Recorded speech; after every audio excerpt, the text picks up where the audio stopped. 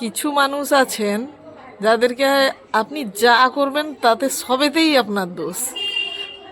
তাকে কিছু জিজ্ঞেস করলেও দোষ, কোনো কাজ করাতে তাকে কোনো কিছু জিজ্ঞেস না করে যদি আপনি কাজ করেছেন তাতেও দোষ। যেরকম ধরুন, মাছটা কাটবেন, হাফ কাটবেন না গোটা রাখবেন। যেদিন আপনি গোটা রেখে দেবেন সেই দিন বলবে একদিনেই কি সব খেয়ে নেবে, একদিনেরই কি পেট, কেন এগুলোকে ছোট ছোট করে দুবার চালানো যেত না? আবার কোনো দিন যদি আপনি দুটো টুকরো করে দেবেন, সেই দিন যদি আপনার উপর রাগ থাকে কোনো কারণে, তাহলে বলবে কেন এত ছোট ছোট টুকরো কেন, মাছগুলোকে গোটা রাখা গেল না, এইটুকু টুকু তো মাছ। মানে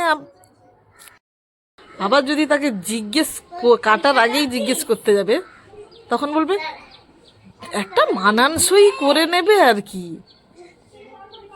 নে ঠেলা। দুদিন যদি রান্না করতে দেরি হয়ে যায়, তাহলে বললো কেন সকালে 10টা বেজে গেল এখনও রান্নার ঘরের কিছু কাজ চালু হলো না। আবার আপনি তাড়াতাড়ি 2-4 দিন, তারপরেই 2-4 দিন 10টার সময় রান্না বসিয়ে দেন। তারপরে বলবে কেন আমাদের বাড়িতে এখন কে অফিস যাবে যে 10টায় রান্না হয়ে যাচ্ছে। তরকারি কি তরকারি হবে, যা সবজিপাতি আছে দেখে বুঝে একটা করে দেবে।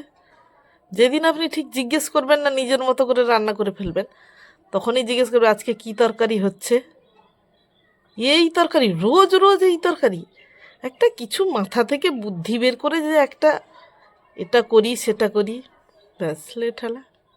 যখনই বাজার কিছু আনতে যাওয়া হবে, কি বাজার আনতে বলবো আজকে জিজ্ঞেস যদি করতে যাওয়া হয়, আর এখনকার সবজি পাওয়া যায় ভেবেচিন্তে একটা কি তরকারি হবে বলে দেবে। যেদিন আপনি ঠিক জিজ্ঞেস করবেন না সেদিন বলবে বাড়িতে এই সবজিটা আছে, কেন বাজার যাওয়ার সময় তোমরা বলতে পারো না রাতে কি তরকারি হবে। ধরুন আমি ছোলার ডাল ভিজিয়েছি, কেন সবজি নেই বাড়িতে, একটা সবজির তরকারি করতে পারো না।